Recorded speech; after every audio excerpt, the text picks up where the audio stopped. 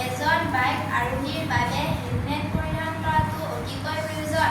আজিকালি চৰকাৰেও আইন প্ৰৱৰ্তন কৰি হেলমেট পৰিধান কৰাটো বাধ্যতামূলক কৰিছে। কিন্তু দুৰ্ভাগ্যবশতঃ কিছু লোকে এতিয়াও চৰকাৰৰ এই আইন তথা নিজৰ সুৰক্ষাক আওকাণ কৰি হেলমেট পৰিধান নকৰি বাইক আৰোহণ কৰে আৰু অকস্মাত দুৰ্ঘটনাত পতিত হৈ অকাল মৃত্যু সাৱটি লয়। সেয়েহে যদি এটা স্বয়ংক্ৰিয় হেলমেট তৈয়াৰ কৰা হয়, য'ত এখন সেন্সৰ সংযুক্ত হৈ থাকে আৰু হেলমেটটো পৰিধান কৰিহে বাইকত বহিলে বাইকৰ চাবি স্বয়ংক্ৰিয়ভাৱে অন হৈ বাইকখন ষ্টাৰ্ট হ'ব।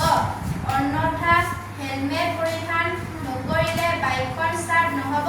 এনেকুৱা স্বয়ংক্ৰিয় হেলমেট উদ্ভাৱন কৰিলে বাইক আৰোহীসকলৰ অকাল মৃত্যুৰ হাৰ কমিব তথা চৰকাৰৰ আইনো